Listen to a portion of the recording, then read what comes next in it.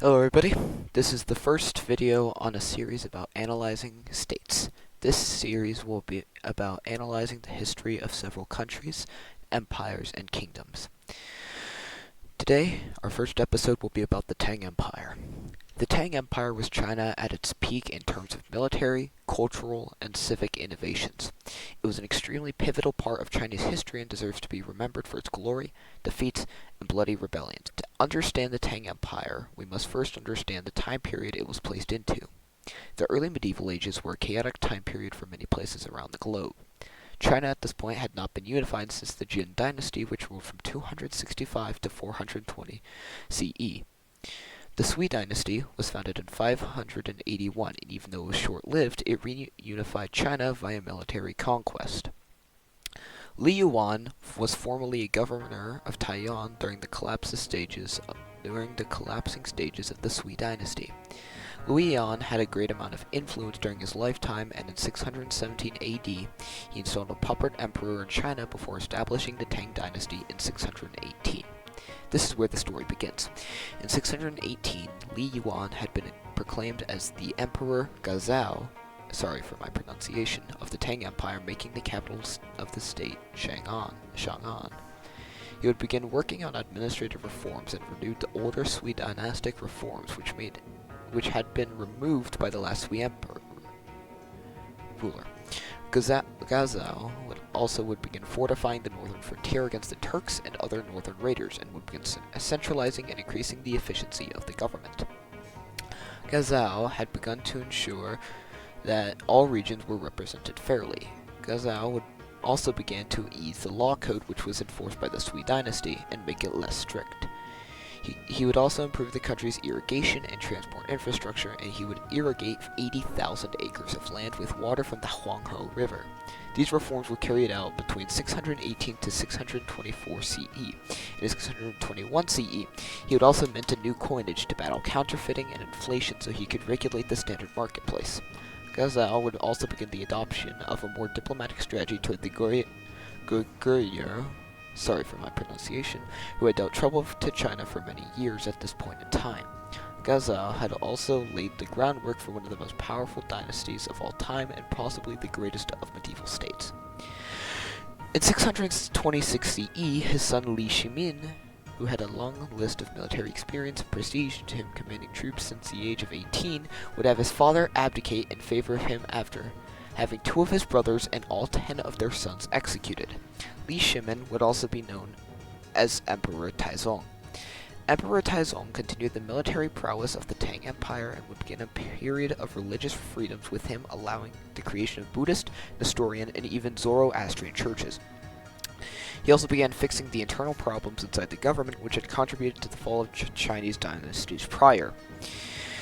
He issued a new legal code which would influence subsequent Chinese dynasties. During his reign, civic innovations would greatly increase, with conquest of states around the Silk Road, which greatly increased during the reign of his successors.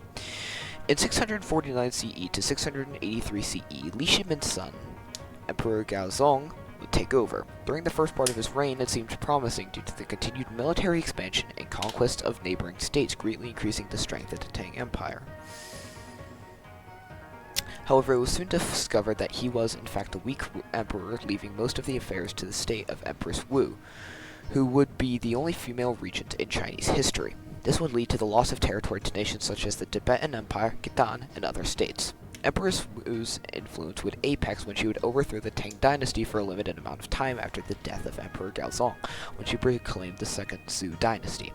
Empress Wu had utilized intrigue and among being one of the former concubines of Taizong to gain power. She would rule the Second Zhou dynasty to her death in 705 CE, where it would die with her, while she was continuing the reforms of former Tang rulers. From 705 to 710 CE, Empress Zhongzhang takes power as being the son of Gaozong and Empress Wu. He was another weaker ruler and would begin losing territory to other states, however continuing civic and cosmopolitan innovations. The Turks would also win a decisive victory. After the death of Emperor Zhongzong, a political struggle would ensue before, in 713 CE, Li Longji would become Emperor Zhuangzhang and would reign the longest of any in the Tang dynasty. From 713 to 756, the Tang Empire really shines. Important stops are taken along the Silk Road, skyrocketing innovation and also creating an import of foreign culture and a lot of money with it. It also see new exotic foods being introduced to the Tang Empire and would create a foreign connection to the Tang Empire, which would last for many years.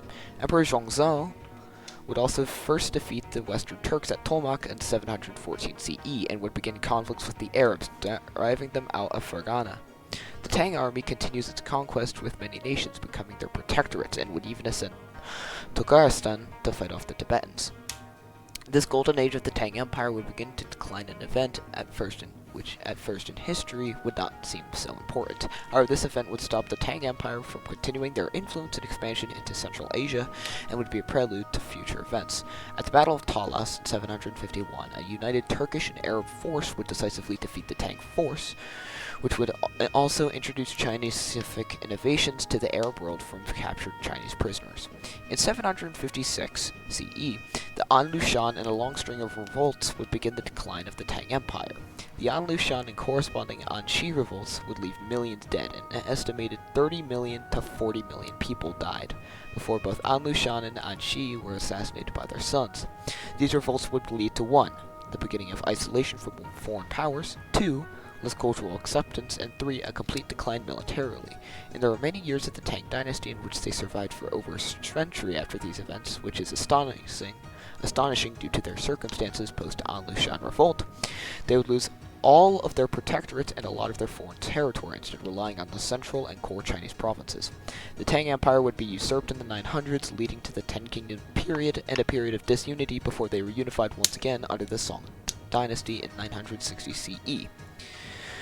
In conclusion, the Tang Empire was among China's most glorious dynasties, reviving the prosperity that the Tang dynasty had brought to China centuries prior. In dire circumstances, the Tang Empire succeeded for many years. In the beginning and middle periods, they had capable rulers and they were very flexible and survived the worst of disasters. Tang China was a cultural, economic, and military powerhouse that did well, and the influence that they brought upon foreign lands was bad and good. The good influences were that they brought on a stream of Chinese civic innovations falling into the hands of the Arab world, which would be used to create the Islamic Golden Age that would see the knowledge houses. This would also be used to the conquest of nations. Chinese influence also affected culture and civic innovations, making it greatly into India via the conquests of Afghanistan. However, the bad side is that the Tang Empire would eventually break China even more, and China wouldn't recover for a very long time after the collapse. It would also create religious, foreign, and cultural distrust that would lead to a large amount of damage to the later dynasties of China, and will create issues that last to this day. Comparative to the bloody empires of the past and future in China, I personally believe that the Tang Empire did very well in its early to middle years with the innovations created and would lead to many good and bad things. That ends our first episode of Analyzing History.